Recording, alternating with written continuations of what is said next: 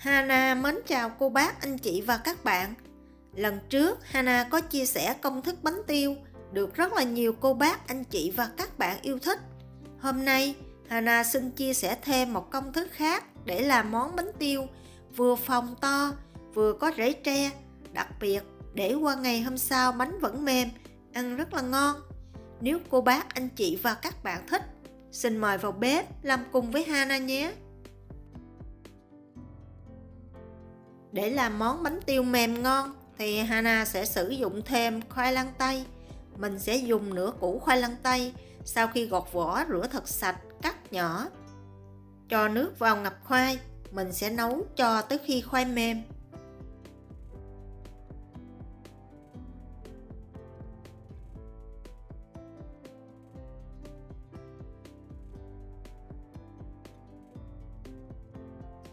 Trong lúc khoai còn nóng thì cô bác, anh chị và các bạn mình sẽ dùng một cái nĩa để tán cho khoai thật là mịn.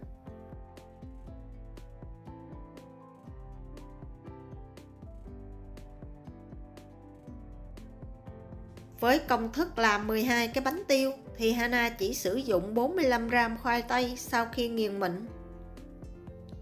Mình cho khoai vào tô và rây vào 300g bột mì đa dụng, 1/2 muỗng cà phê muối,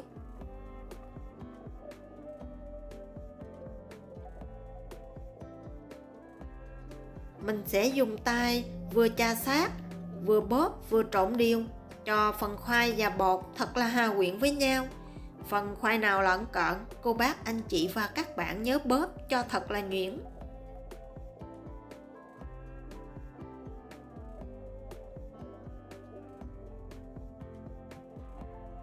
Sau khi trộn đều khoai và bột, mình sẽ cho thêm một muỗng canh dầu ăn vào và tiếp tục trộn cho tới khi hỗn hợp thật là đều. Mình làm như vậy thì một chút mình chiên, phần vỏ ăn nó sẽ giòn ngon hơn.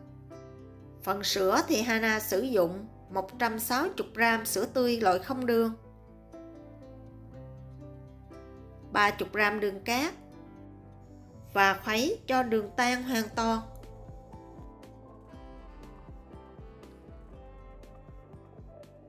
Khi đường tan hết thì thêm vào 4g men, loại men làm bánh mì, và 8g bột nở.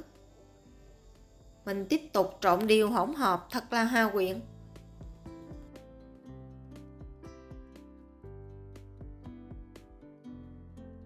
Và cho hết phần bột mình trộn lúc nãy vào. Mình sẽ đem đi nhồi cho tới khi hỗn hợp bột không còn dính tay hoặc là không dính cối trộn bột. Thời gian Hana nhồi bột khoảng 12 phút.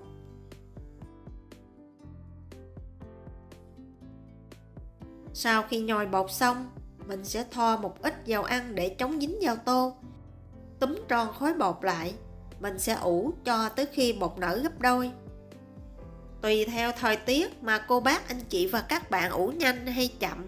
Bên Hana đang là mùa đông nên Hana đặt trong lò vi sóng và thời gian ủ khoảng 2 tiếng.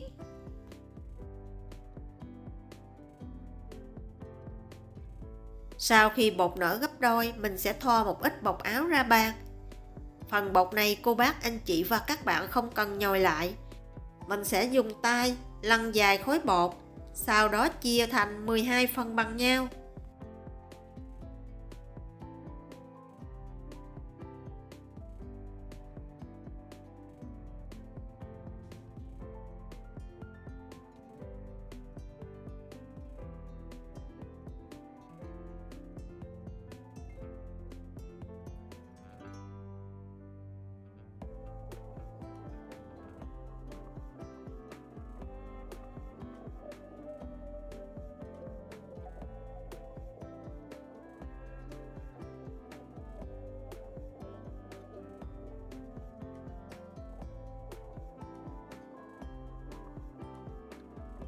Lấy từng viên bột ra, túm tròn mí lại.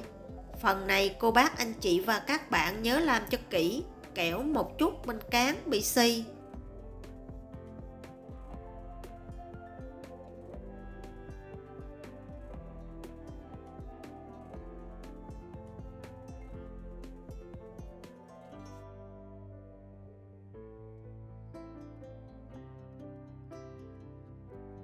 Sau khi tạo hình viên bột xong, mình sẽ áo đều một lớp mè trắng bên ngoài và áo thêm một lớp bột phía dưới để mình đặt lên một chút không bị dính.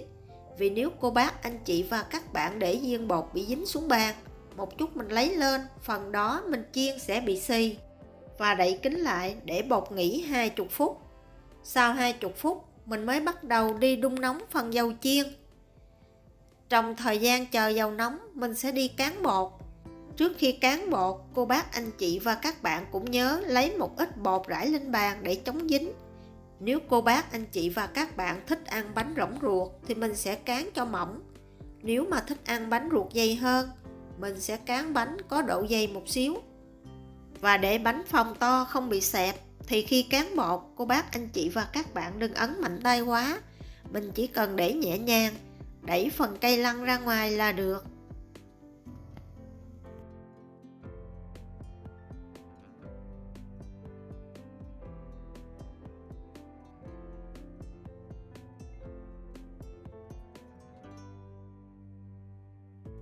Phần bột nào chưa chiên tới, cô bác, anh chị và các bạn cũng nhớ bọc kín lại để tránh bị khô. Bây giờ mình sẽ thử dầu ăn. Khi thấy dầu sôi, hoặc là khi mình tạo hình chừa lại một xíu bột bánh, mình sẽ cho vào. Nếu bột nổi lên lập tức là dầu đã đạt nhiệt độ để chiên bánh. Phần dầu chiên Hana thấy ít nhất là khoảng từ 190 tới 120 là bánh nở ngon. Thông thường khi chiên bánh tiêu, Hana không có sử dụng đũa mà Hana sử dụng một cái vá. Khi thấy bột nổi lên, mình sẽ dùng giá múc dầu xối đều lên mặt bột. Mình cứ tiếp tục xối như vậy cho tới khi bánh nở phồng là được. Phần này cô bác, anh chị và các bạn đừng chiên màu đậm quá, ăn không ngon. Khi bánh nở đều, mình chỉ cần lật bánh thêm 1-2 lần nữa là mình lấy ra. Vì bánh tiêu chiên rất là nhanh nên mỗi lần chiên mình chỉ cần chiên một cái để mình dễ làm hơn.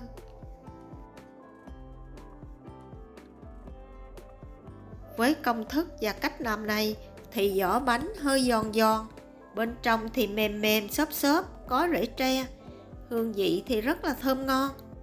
Bánh tiêu ăn nóng vừa lúc chiên xong là ngon nhất.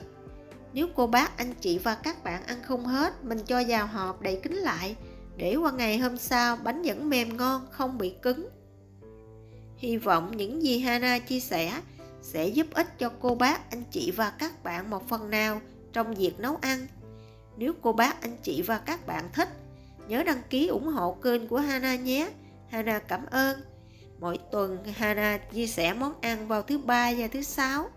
Cô bác, anh chị và các bạn nhớ xem ủng hộ Hana nha. Cảm ơn cô bác, anh chị và các bạn rất nhiều.